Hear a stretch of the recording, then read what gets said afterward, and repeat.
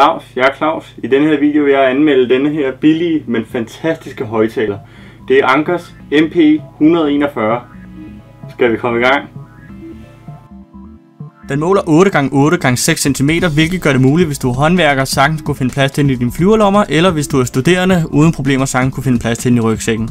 Vægten er på 280 gram, så den vil ikke føle tyngende i lommen, eller for den sags skyld i rygsækken.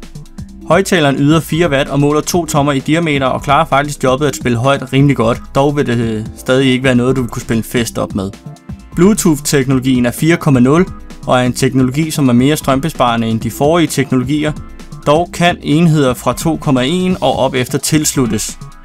Anker lover op til 20 timers spilletid, dog har jeg læst mig frem til på nettet, at 18 timer er det gennemsnitlige, man skal kunne regne med. Foran finder du knapper til at skrue op og ned med, samt en play-knap til at starte og pause musikken, samt acceptere opkald. Ja, du hørte rigtigt. Acceptere opkald. For lige nede under finder du et lille hul, hvor inden under mikrofonen sidder placeret. Den er rigtig god, og samtalekvaliteten er den samme som på telefonens. På siden finder du kontakten, hvorpå du tænder og slukker for enheden. Til højre for den finder du AUX-stikket, hvor i du tilslutter dit 3,5 mm AUX-kabel i tilfælde af, at du skulle spille musik fra en enhed, som ikke understøtter Bluetooth. Til højre for AUX-stikket finder du et micro-USB-port, hvor igennem du lader det indbyggede batteri op. Når du sætter stikket i, vil den lille diode ved siden af lyse konstant rødt og stoppe med at lyse, når den er helt opladt. Ligeledes når batteristanden bliver lav, vil den blinke 5 gange hver 5. minut. Den er super nem at oprette forbindelse til. Du tænder blot for den ved at vippe kontakten til side, så begynder LED'en foran at blinke som tegn på, at den søger. Når den så har oprettet forbindelse, vil du høre et lille bip. Herefter vil den lyse konstant, og forbindelsen er hermed oprettet. Her er hvad der følger med.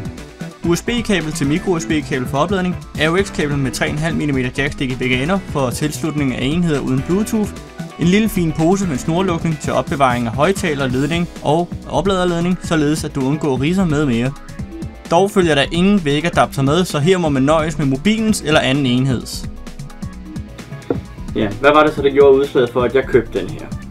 Jamen, det startede faktisk med, at jeg gik og kalkede stald på min forældres gård, og så manglede jeg noget musik, og så tænkte jeg, det var ikke lige sådan til at trække strøm, og så tænkte jeg, kan jeg vide, hvad sådan en radio koster, du ved, håndværkerradio.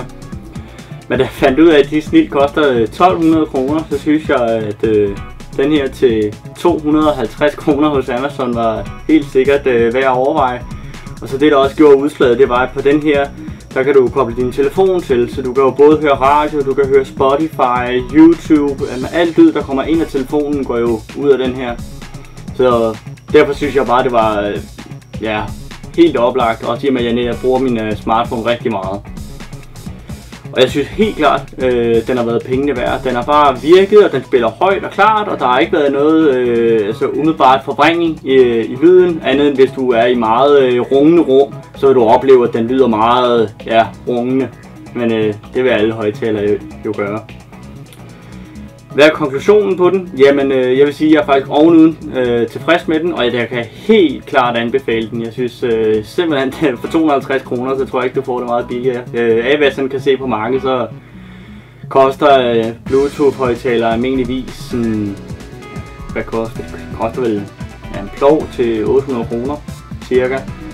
Hvis du skal have noget, der i hvert fald kan holde lige så lang batteritid, og jeg synes 20 timer, det er sat med meget. Godt nok siger de fleste på nettet, at 18 timer, men selv 18 timer, om det så var 15 timer, så vil jeg stadigvæk synes, det var fint. Jeg spiller jo slet ikke så lang tid, før jeg har puttet den i opladeren igen. Jeg går og hører nogle timers musik, og så, når jeg sådan fornemmer, at nu er der sådan cirka gået nok en 8-10 timer med at gå og afspille musik, så plopper den jo bare i laderen, så går der ikke så lang tid, så den jo ladt op igen. Men det er også fordi, jeg gerne vil undgå at dybdeaflade den, da jeg ved, at lithium-ion batterier ikke er godt af det. Så jeg undgår at dybdeaflade den og prøver derfor at lade den op med jævne mellemrum. Men jeg har virkelig været glad for den her, og den, som sagt, den passer både i lommen og i rygsækken og det hele, at den er nemmere at have med rundt. Og det er jo også igen, altså med 250 kroner, så er det jo også en kort i stykker, så det er jo ikke 800 kroner, du lige har tabt det. Altså, man tager den også, du tager den med andre steder, end du ville have gjort med en dyrere Bluetooth-højttaler, så på den måde, så synes jeg også, den er rigtig fed. Så, men det var min anmeldelse af Ankers MP141. På gensyn.